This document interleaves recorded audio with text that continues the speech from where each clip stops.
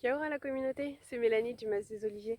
Aujourd'hui, je vais vous faire une vidéo qui, j'espère, ne sera pas trop longue à propos de notre maison qu'on a pensé pour être le plus économique possible en termes de consommation d'énergie, consommation d'eau et presque autosuffisante. Donc pour faire ça, on y a réfléchi dès la conception des plans. Donc les plans ont été dessinés par nous. Et, euh, et elle a été donc, première chose, exposition nord-ouest. Étant dans l'hémisphère sud, c'est la meilleure exposition. Donc on a vraiment le soleil toute la journée. Là, vous pouvez voir la maison derrière moi. Donc ça, c'est notre chambre, le salon, et ici, la chambre de ma fille. Donc c'est vrai qu'on a un soleil du matin jusqu'au soir. C'est fabuleux, c'est vraiment très très très agréable. Sachant que dans les chambres, donc que ce soit la nôtre et ou celle de ma fille, on a également dans la nôtre donc une fenêtre qui donne sur l'est. Donc on a le soleil le matin. Et ma fille étant de l'autre côté, elle a une fenêtre qui donne sur l'ouest. Donc elle a le soleil du soir. Donc ça c'est vraiment vraiment très agréable. Euh, on a passé déjà un été et un automne sur place. L'été il fait chaud. Pour l'instant, cet été c'est vrai qu'on a eu très très chaud du fait de cette exposition. Et c'est pour ça que on peut le voir, hein, c'est encore en travaux parce qu'on est en train de construire une terrasse qui aura une pergola et qu'on couvrira donc euh, à la fois de vignes, comme ça on aura de bons raisins, et de... En anglais c'est wisteria, je vous mettrai le nom en description.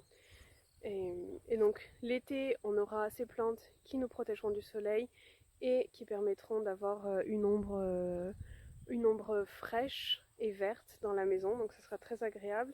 Et l'hiver, comme ces plantes perdent leurs feuilles, on aura le soleil qui permettra de nous réchauffer la maison. Là, pour vous donner une idée, on a déjà eu des gelées matinales, hein, donc avec des températures qui sont entre -1 et 1 le matin. Et dans la maison, on se réveille, il fait 20 degrés sans chauffage. Du fait en fait que ça emmagasine tout le soleil toute la journée et ça la restitue la nuit.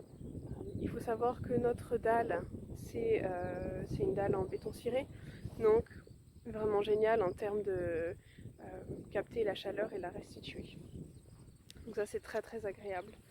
Euh, quoi d'autre? Comme vous pouvez le voir, on a également des panneaux solaires. Malheureusement, notre budget ne nous a pas permis d'avoir des batteries.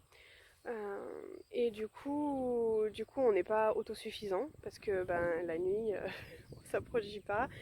Mais par contre, depuis qu'on les a installés, on produit plus d'électricité que ce qu'on utilise. Donc en fait, on revend cette électricité à la compagnie d'électricité. Et on sait que le jour où on pourra se permettre d'acheter des batteries, on sera autosuffisant. Donc ça, c'est vraiment très très intéressant. C'est chouette et je regrette vraiment pas cet investissement. Même si, disons les choses franchement, il ne faut pas le faire pour le côté financier parce que là, ce qu'on revend, c'est vraiment, ils nous le rachètent pour rien quasiment.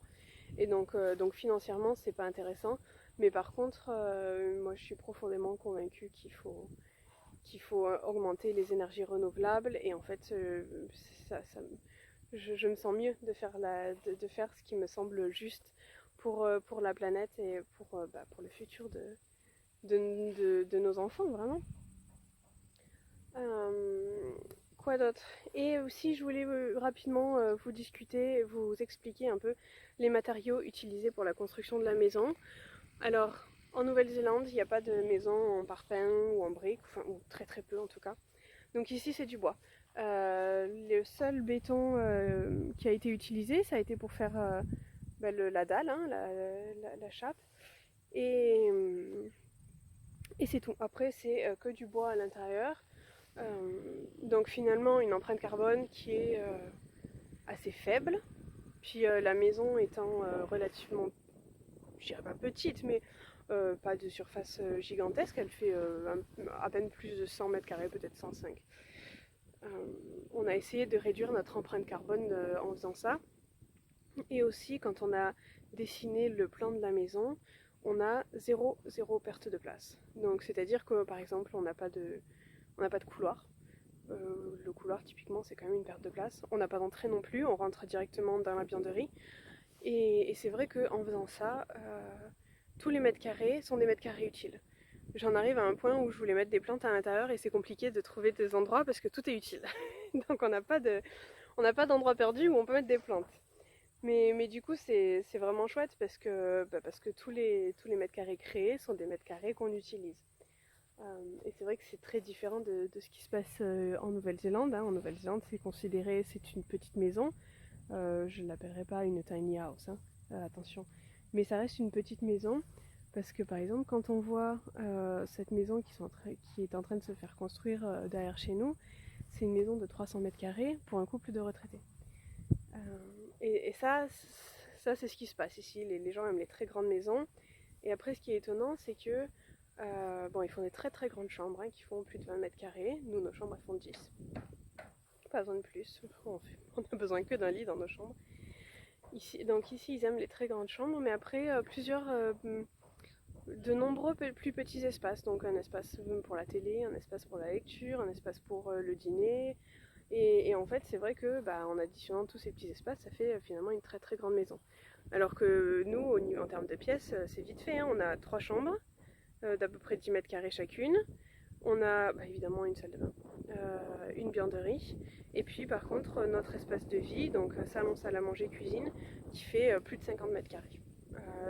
Donc plus de la moitié de la maison, c'est notre espace de vie. Et c'est vrai que les gens, quand ils rentrent, ils voient une petite maison de l'extérieur, qui paye pas de mine. Et puis quand ils rentrent, ils voient cet espace qui est gigantesque, 55 mètres carrés, c'est quand même pas négligeable. Et waouh, tout le monde est très surpris. Donc ça, s'il y a quelque chose, si vous avez la chance de pouvoir construire votre maison, c'est quelque chose qu'il faut réfléchir, c'est comment le plan. Vraiment, le plan de la maison joue énormément avec mettre les pièces les plus utilisées dans la bonne exposition. Nous, la pièce la moins bien exposée, c'est la salle de bain. Il y a des fenêtres, comme ça on peut aérer, mais on n'a pas besoin de soleil dans la salle de bain, alors que dans les chambres, dans le salon, c'est plus agréable. Donc c'est quelque chose qu'il faut passer du temps, il faut y réfléchir, mais après c'est vraiment toute une vie de bonheur quand c'est bien réfléchi dès le début. Donc n'hésitez pas à me poser des questions. Merci de me suivre sur cette chaîne et puis je vous dis à très bientôt. Ciao.